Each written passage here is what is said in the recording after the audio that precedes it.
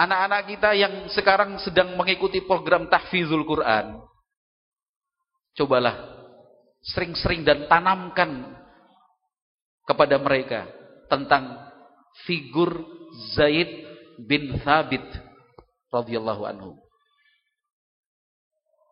Setiap kali kita memegang mushaf Al-Quran, ingatkan anak-anak kita bahwa mushaf Al-Quran ini sampai di tangan kita tidak bisa lepas dari peran dan andil seorang pemuda sahabat Nabi yang namanya Zaid bin Thabit radhiyallahu anhu. Masih usia belasan tahun sudah dipercaya, ditunjuk oleh Nabi Muhammad SAW untuk menulis wahyu. Ya. Zaid bin Thabit,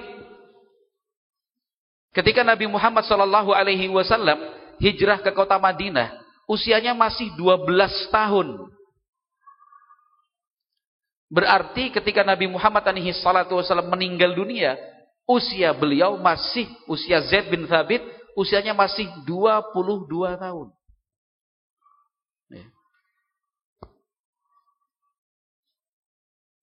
Dipercaya, diberi ruang oleh Nabi Muhammad SAW untuk belajar berbagai bahasa, karena kecerdasan dan kepintaran Zaid bin Thabit. Dipercaya dan diberi amanah untuk turut mencatat dan menulis wahyu yang diturunkan Allah untuk Rasulullah SAW, hafal Quran. Ya. Maka pada saat puluhan para sahabat yang menghafalkan Al-Quran terbunuh, dan berita itu sampai kepada Abu Bakar As-Siddiq radhiyallahu anhu, sahabat Umar Ibn Al-Khattab berusaha untuk meyakinkan sahabat Abu Bakar bahwa sebelum para penghafal Al-Quran itu sudah habis, cepat-cepatlah Al-Quran itu dikumpulkan. Ya.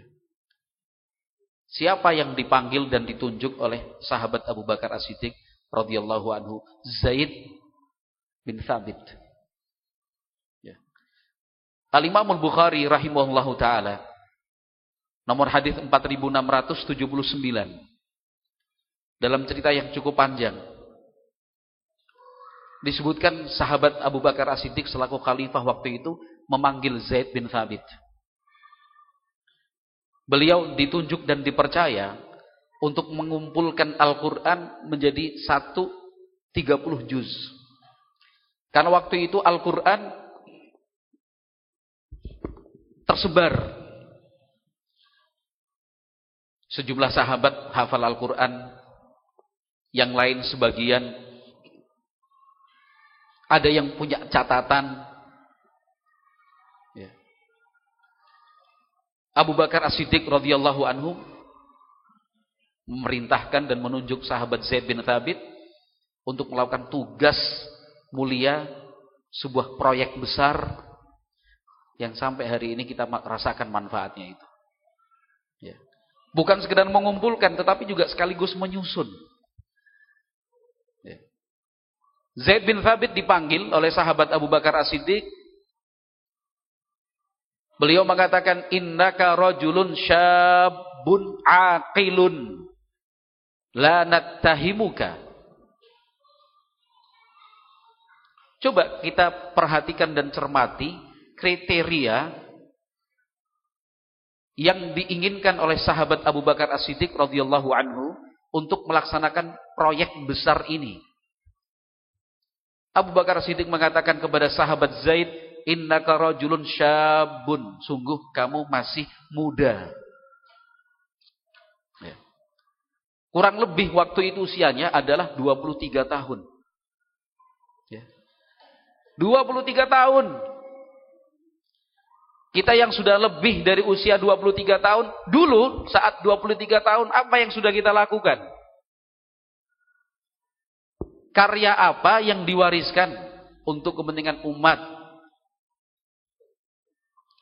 Kalau ternyata kita kesulitan memberikan jawaban, karena malu atau sungkan,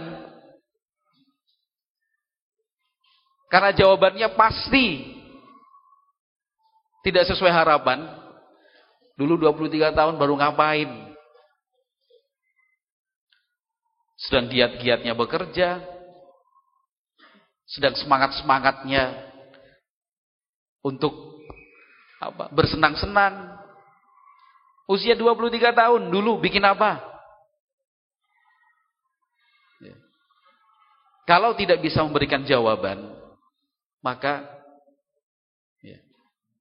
gantilah lembaran hitam itu dengan berjuang bersama-sama, menyiapkan anak-anak kita agar mereka di usia 23 tahun